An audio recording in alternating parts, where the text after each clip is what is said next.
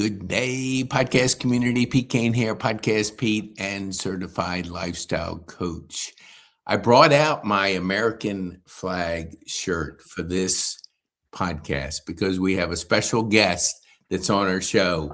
And we wanted to really have you just meet Tom, get to know a little bit more about him. So, Tom, for the people that don't know you, I know you. Tell our viewers who you are, what you do, and who you serve, and then we'll get into our podcast. Yeah, I appreciate it, Pete. It's great to get to be with you, and thank you for having me. I'm just a simple guy, and I'm defined by my faith in God first and foremost, but my family second. My wife, Dana, and I have been married 30 years. We've got 3 now adult children.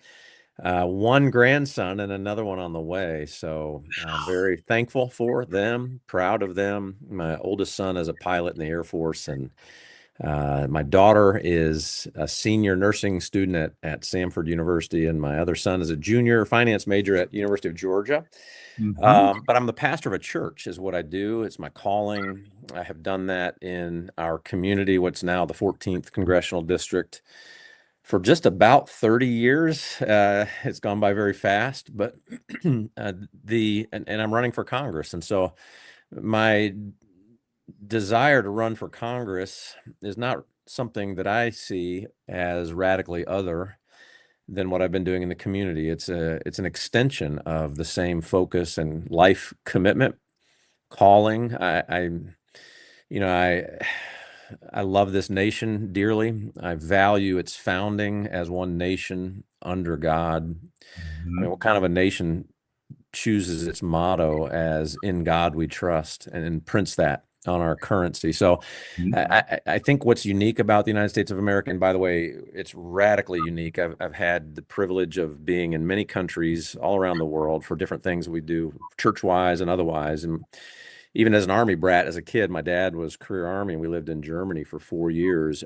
When you have those kinds of perspectives and contexts to be able to hold up what we have as Americans by contrast, it helps you clearly see just how unique this nation really is. And my major in college was history, and so I have that frame of reference as well. There's never been anything like it, the United States of America, that enables human flourishing, individual human flourishing, human liberty, setting the environment for human potential. And that's why we are, people talk about, of course, yes, we have natural resources. Of course, yes, we have the beautiful natural boundaries that have protected us, of our oceans on either side and all of that. But so much more than that. There's this work ethic. There's this human striving and drive that is uniquely it's the American spirit. And so, but all of that it's a blessing from God, and it comes from those who founded us on biblical principles, and those who fought for those same, I think those are synonymous with conservative principles. And that's guided us, it's formed us, it's shaped us, and it's what is in the balance in our day. I mean, we're in a battle for the very soul and definition of America going forward. We have this secular humanist, socialist ideology that is rabidly ferocious in its assault on America as founded, and how they try to influence, whether it be, in the judiciary, in the legislature, elected office, even getting the mayor of New York City recently. I mean, how do you identify as a socialist communist Muslim? I mean, those things, if in their pure forms, are completely incompatible. But there's something dubious afoot there at best, and we all, those who have eyes to see can see it clearly. And that's just an example of the battle we're in. Of course, it rages in the educational realm. It rages in the PR media world and realm as well. And I can't do something about all of those facets, but I can go fight I think God's equipped me, wired me, given me an aptitude to maybe make a difference in the legislative and kind of civic leadership, AKA political realm. Yes. And so that's why I'm running for Congress. This nation just means too much to me. Those like my father and all of our ancestors who've given their lives for it, we can't not give everything we can give to try to reclaim the soul of America and be mindful and vigilant about what we hand off to our kids and grandkids without giving everything we got for it. And so this is just my attempt to do what I believe I can do. Hopefully getting an opportunity to serve, to represent the people of Northwest Georgia and serve the people of Northwest Georgia as an extension of how I've already been serving them as a pastor, but now in this role as a congressman, hopefully as well. I love it. Politics, and never was a history buff until like the last 4 years. Now I've kind of leaned into it to kind of see, like they say, history doesn't repeat itself, but it has rhyme, it patterns and things. That's right. What do you think, like as a father, as a pastor, as a husband, what do you think has prepared you for this moment to be able to add so much value to the district that you're in right now? Well, and I love the way you framed that and said that, even from your perspective. There is something to having lived a little longer where you've lived through some of those patterns and you see them, not just read about them in a textbook or something like that. And so it shines a new light on and adds new weight to what I remember when I was young, hearing President Reagan say, that freedom is never more than one generation away from extinction. Yep. And so you do see those, and basically and what I bring to answer your question a little more directly, what I believe is unique. And, in this special election, we have a bunch of us running. And so one of the very relevant questions is, well, why should I vote for you over the other ones? And there are some good candidates in this race. There's no doubt, good people. But I do believe that my experience, that my track record is unique among and compared to the other candidates. Of course, as a pastor and as a servant leader in this community, I have a perspective on the nature of the battle that we're in. I mean, one of the unmistakable observations for those of us that have been able to live long enough to see some of those patterns is the battle for good and evil, the ideological, spiritual battle that is driving the political battle. It's relentless, and the forces of darkness, spiritually speaking, the forces of liberalism, the forces of socialism, and here's the key. People don't see this. A lot of people see it, but in the simplest terms, we're in a battle for a Judeo-Christian definition of the United States of America versus a secular humanist definition. That's the worldview. That's the belief system. Those are the two that are in conflict. And so in the political realm, the secular humanist belief system takes the form of communism and its mini-me, which is socialism. Those are variations of the same thing. Their starting point is that there is no God.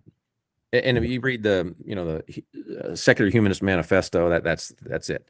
Basically, that there is no God, there is no higher power, there is no divine being. So mankind, in essence, is that. Mankind is the ultimate authority, the end all. And then that's what we see, that there's such a rabid ferocity in the political realm of people who believe that because they don't believe there's a God. So then government and human beings who are striving to control it, that's their God, and politics becomes their religion. And so that's what we're fighting against, whereas our founders couldn't have been clearer. I mean, the Declaration of Independence, the founding document of our nation, starts with God.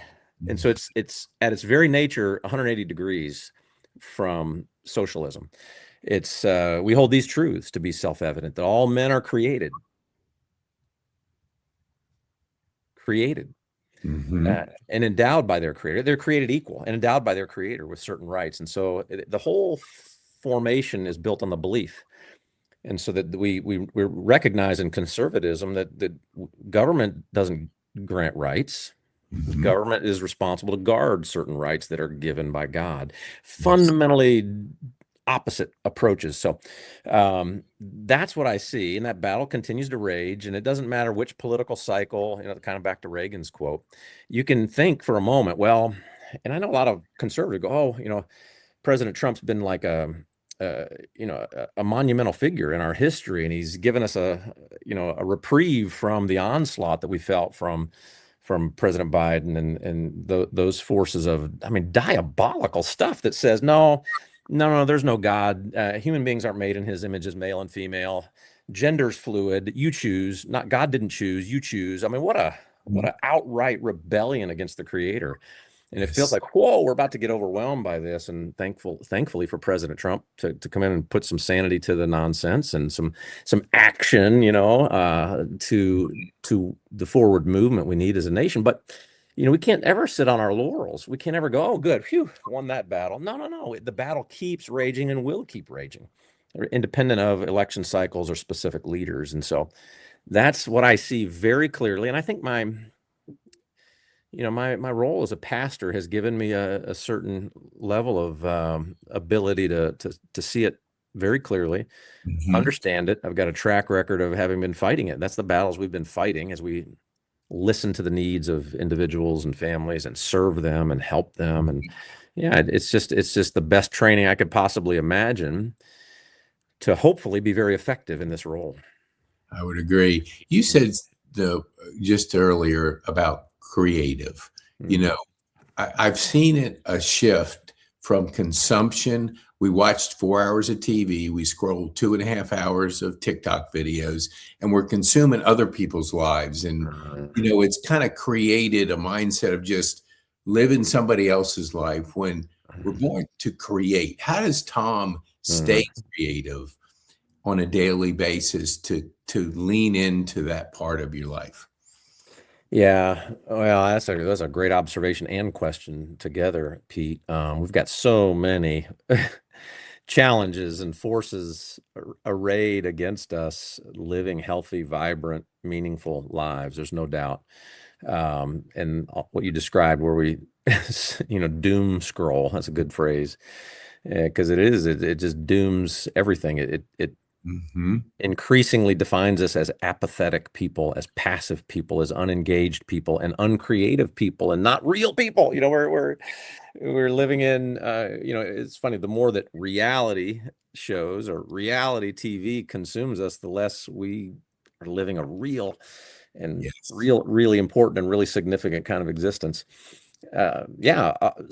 Increasingly further and further away from the beauty of God's design for human beings. And so, there's not governmental, or there might be some ways, certain laws could be passed that help protect us from that. But so many of those questions and the process to get us back to health is just on an individual, soul by soul, family by family, community by community approach to it. And what I'm learning, you asked about me specifically, is there's power in the fundamentals and in simplicity. All of the things that are available to us, even in the entertainment context, it might be fun every now and then, but if to the extent that consumes more of our time and energy, it robs us of real living. And so simplifying. And it's like some people said in this campaign, they said, well, hey, I sent you a friend request on Facebook. I have intentionally disconnected from social media personally over the last multiple number of years. It just doesn't feed anything good in me. It's entertaining. There's things that are fun about it and intriguing to see this or see that, but it is not nurturing my soul. In fact, it's eroding my soul. And so I've detached from those things, and we've had to kind of re-engage here to campaign well. But the more I just simplify, to me, it's time. I do need time alone with God. I need to read his word. I need to hear him speak to me through his word. And with the constant noise and distractedness of noise, I can't be. It keeps us, if we live that way, it keeps us shallow. Yes. Distracted, and robs us from being what we would like to be and what God wants us to be. Yeah, I got into social media 10, 12 years ago, so I understood it. But it wasn't until after my stroke when I stopped it. I heard a person say this: when you're on social media, it's not really social, but you're liking commenting, or sharing. So you're putting a judgment on yourself every time you're scrolling. So Mm, our attention span goes down, right. ability to judge others. That's why it seems to be so violent on social media, because Right. people are constantly judge. And I've had to even try to get back into it for like 5 minutes. And I don't even want to do that, Right. because I've had the quiet time, the journaling time, the time of really reading the Bible every day, Yeah. prioritizing better. Mm, What do you think, with mm, attention span shrinking? mm. How do you work on keeping that focus, that Tom time? Mm. Yeah. What's your daily routine look like? Yeah. So you have to be, and I am learning, we've got to be very intentional. We can't um, just immediately embrace what I think is generally an excuse that, oh, I'm too busy. And we can't miscalculate what's most or more important, because it's real tempting to say, increased activity, even if it's got some productivity attached to it, that's what the more important thing. I got to get out there and produce. I got to get out there and produce. What I'm learning is that's a little bit of a false Mhm. equation. Yes. There's, and especially if you actually do believe in God, and what you're doing, is connecting and walking in a relationship with God, there is a supernatural enablement. There's a supernatural source of strength and power and guidance available in a relationship with God, that when we take time to nurture the relationship, Mhm. and so that's an intentional choice of some dedicated time. And I do that by God's grace every day. And there's in this campaign, it's tempting to go, well, you could make 5 more phone calls if you didn't set aside some time to like what you said, journal. And that's a big part of my everyday practice. I'm writing out prayers, writing out observations, what I'm sensing the Lord's teaching and leading me to consider. What I have found amazingly is, when we build in that time, we do have that time. Don't buy the lie that I'm too busy, can't make it happen. No, no, no. It's there if you choose. Yes. And when you do, it makes all of the rest of the time that you are doing all the other activities, it makes them even more productive. It's amazing. And Mhm. there's a good analogy even in the business world. This applies in every arena of life. I think of Chick-fil-A, wherever they are in their journey as it relates to God. I know their corporate purpose from the beginning talks about glorifying God.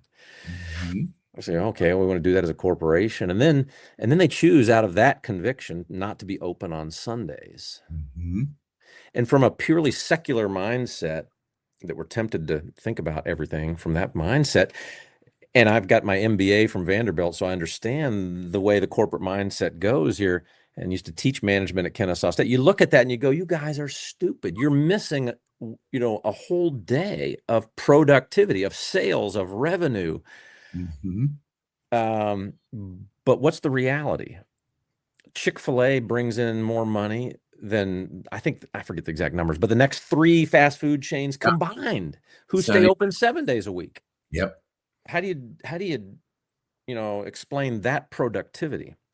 And so wise people, discerning people will be able to see that. And I'm learning and growing in that. And so dedicating that time, Stephen Covey used to say, sharpening the saw, not just keep sawing away, or sharpening the axe, not just keep chopping away. There's time where the most important thing in my life, especially if I'm going to go out and be productive in the world, out of a sense of calling to serve others, I better prioritize actually building and strengthening the relationship I have with God. I need time alone with Him. And so, anyway, it's central to me every day.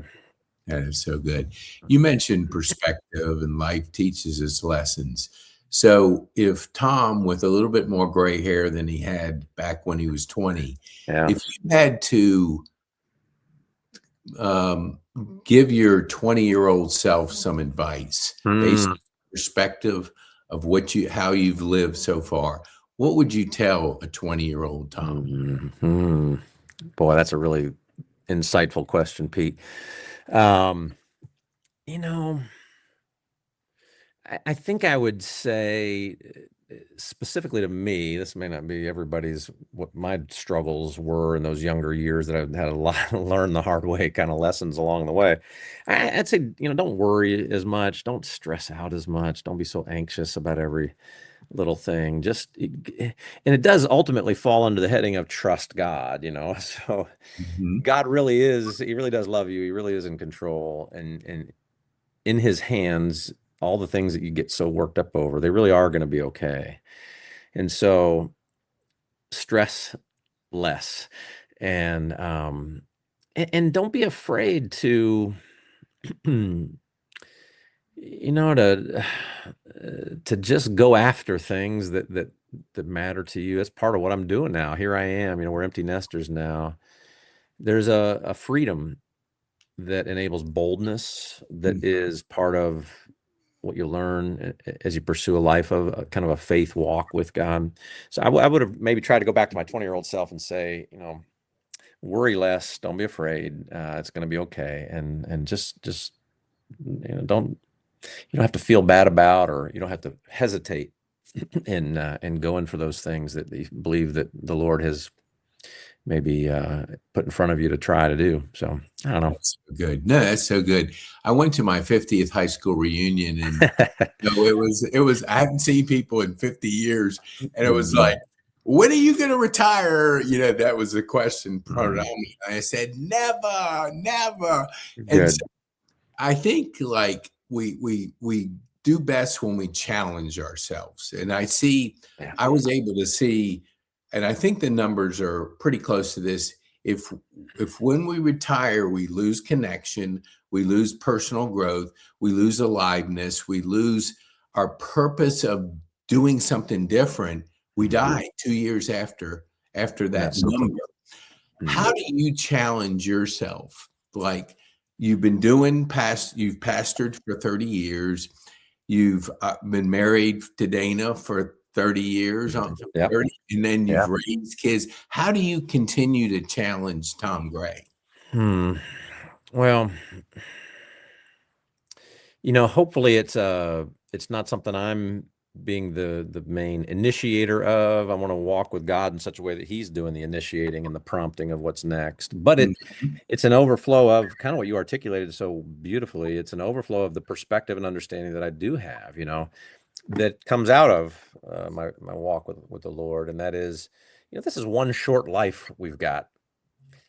And the purpose of it isn't personal pleasure or luxury. The purpose of it isn't even defined in the terms of this life. It's not even defined by this mortal existence. It's defined by what I trust will be a higher calling, an eternal purpose to glorify God in a much broader kind of a context and environment. Eternally speaking, I want to make investments that will outlive us. So starts with family, kids, grandkids.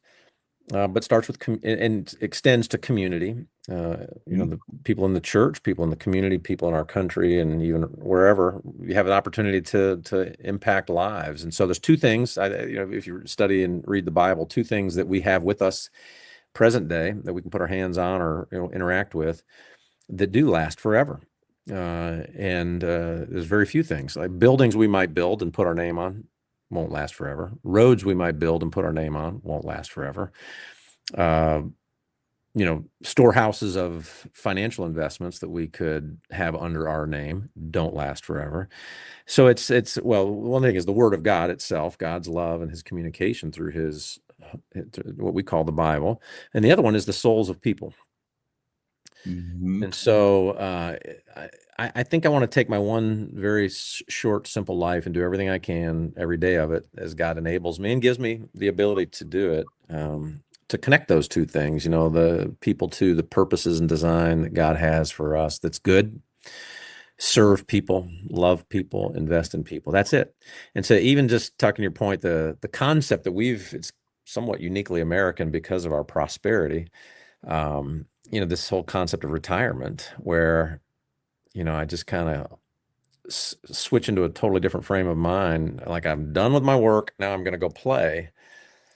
Like, I like to play golf, but I don't, I know how great of a golfer you are, but First time, by the way, a side note, first time I ever saw anybody live with my own eyes shoot par, it was you playing golf with you, which amazed me how you made it look so easy and I could never get anywhere close to it. But that, if that I'm supposed to retire at age whatever, 65 or 70, and then spend the next 15 to 25 years being completely self-absorbed. And the whole goal of life is to spend the last 15 to 20 years recreating or leisuring. That's abhorrent to me. I can't do it. So anyway, it's fundamentally disconnected from what life, how life ought to go, and the meaningful purpose. And I mean, to your point, yeah, I think there's even studies that say that once you kind of check out of living for meaning and purpose, you're close to checking out all the way. No, it's that's not how we're supposed to do it. No, I totally agree. I was a big supporter. You put your foot into politics a few years back. I don't remember exactly. But after I kind of look back, because I was, wanting to connect you with people, and it was like the first thing, what would you say you learned first time really putting your foot into the political world, so to speak? Yeah. And, all of these things that we've done, and the only other time I ran for office was there in 2018 for a state house seat. You believe the Lord was leading it. I've never gotten some skywriting from God that said, you're going to win this necessarily. I believe even then, I believed it was to serve in that role. I believe that's the case now too, but we'll see. I don't presume on God in that way. So when we didn't win, and it was close too, we ran I think a great campaign, especially for the first time ever. Yes. Entering that world, and you were a big part. That's the point, as people volunteering make the difference. Yes. But so we almost won that, but afterwards, like, so we didn't win. So what was the point? What are the lessons? And since then, there's lots of lessons, lots of perspective. In fact, at a meet and greet just earlier this week, a wonderful lady was there who actually had served amazingly as the campaign manager of the person that I ran against and lost to in that 2018. And it was really encouraging to me to hear her perspective. She said, because she'd had some interactions with me. She was on the other side of the race at that point, and now she's having these interactions with me running now. And she said, I think God had you run then to equip you and prepare you for this race now. Yeah. There's certainly something to that. And like anything in life, if you've never done it before, there's a lot that you don't know. And so campaigning is a thing. There's a lot to it. So there was a lot of lessons we learned in 2018 that we're applying now, that are very significant. And so I don't know. I'm not answering your question by one specific thing. No, it does very much say, because you pull lessons from everything. Right. So, and absolutely, I would agree, not knowing that there are many lessons, because you always want to reflect to what you learned and what it taught you through any kind of journey. Right. What makes you most excited about being a grandfather? Like, share that, 'cause I have 6, so I kind of feel. But tell our viewers, like, what does that mean to Tom? And you hear it gets nauseating before you are a grandparent to hear all of your people who become grandparents talk about it incessantly, like, oh, come on, they say nothing's better, it's awesome, whatever. But then all of a sudden you join the club and you realize, it's awesome. And I don't know, it's hard to put a finger on it. You just see the preciousness in that little kid. You see that guileless innocence, the value, the inherent worth of a human life, but now it's one of your descendants.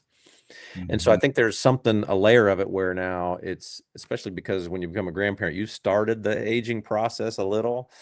Mm-hmm. And so you have a little bit, and so my father just passed away last September. So you kind of have all of that time perspective to frame up. Now you have this grandchild. In fact, at my dad's funeral, my grandson's sitting on my lap while they're playing taps over his flag draped coffin.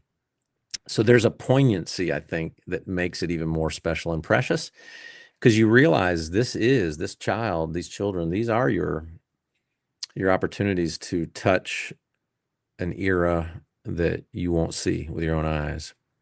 And it just carries weight and preciousness to it, on top of just the fact that they're precious too, and you love being with them, and you're soaking in what's amazing about human life and created in the image of God, these precious kids. So I don't know, there's a lot to it, and it's awesome. And then of course all those practical things where you're not in charge of having to discipline them, and you're not, because parenting is, if you do it right and you keep the focus on it the way you need to, it is a grind, and it demands a lot in every way. So the grandparenting relieves you of some of that grind factor, which is great. Yeah. That's so good. What was the toughest thing about being an empty nester? Because that is definitely a transition phase. What was it for you? No doubt. It's just missing the kids, and we do, there's times now, even now, when they come back for a holiday or something, or a weekend, and you're kind of it's and we've transitioned, we've made the adjustments. We love being an empty nester, we love having the house to ourselves, all those things. But even now, after they've been home for a weekend and they leave, you have little moments of sadness, or, oh man, the house is quiet, but we love our kids.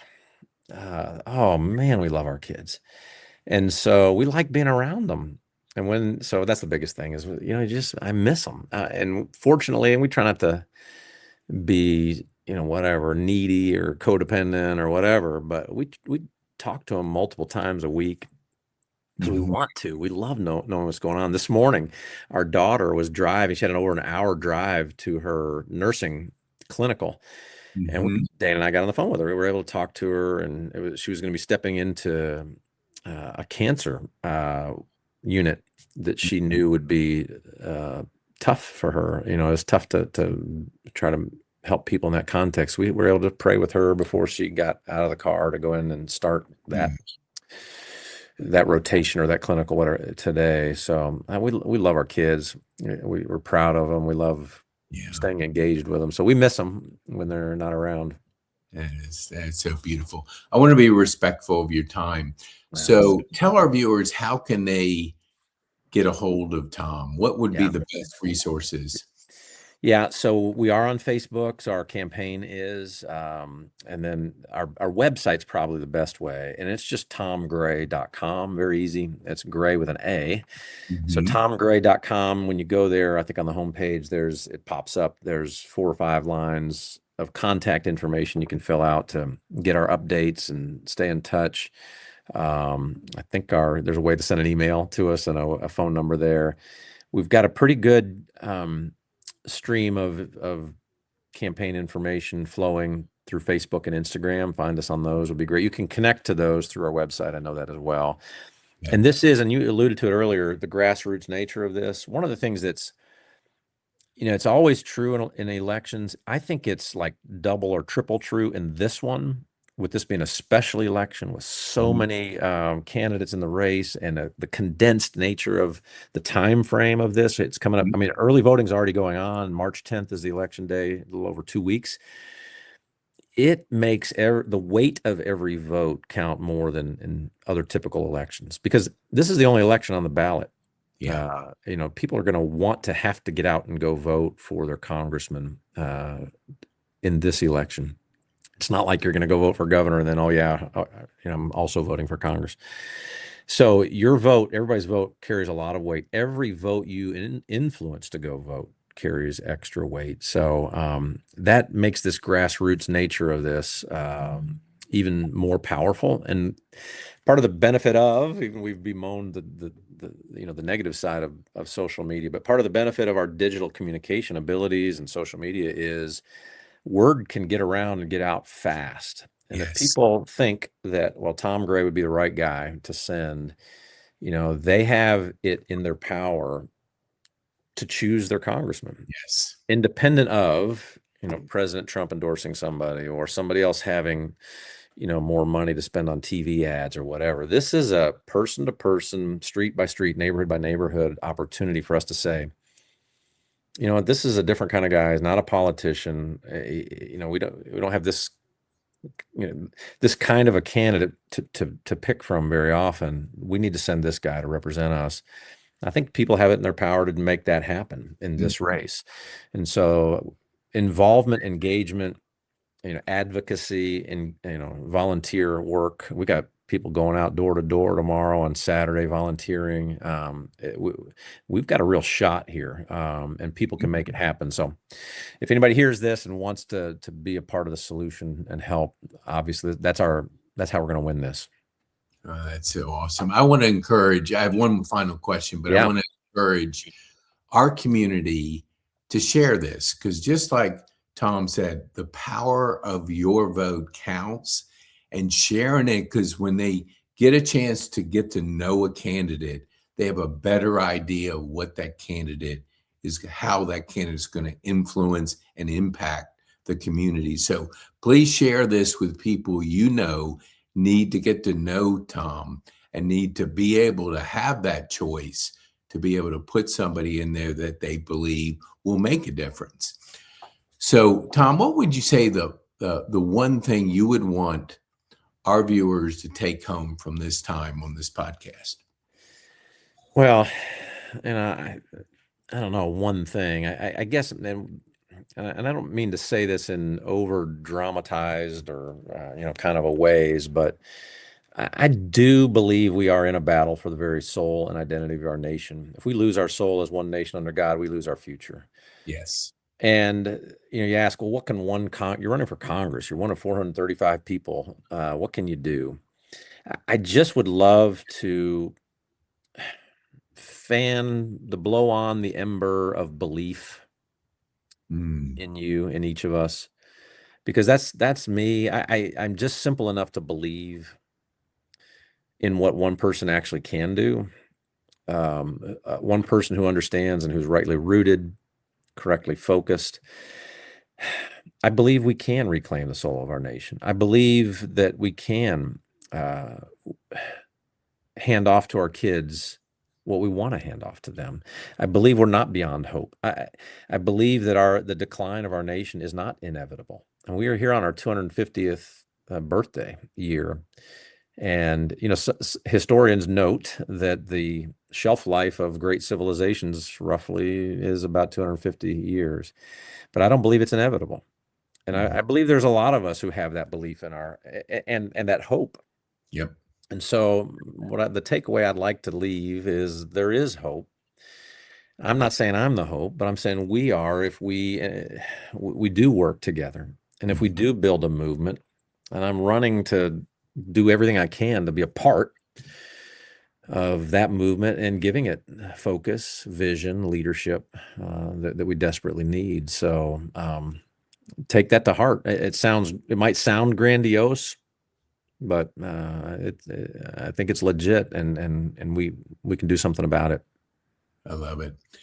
Thank you so much, Tom, for taking a break and allowing our community to get to know you better. We appreciate you. Thank you, Pete. We want to go ahead and just allow people to get to know Tom, share this with people. Thank you so much, Tom. Yeah, thank you.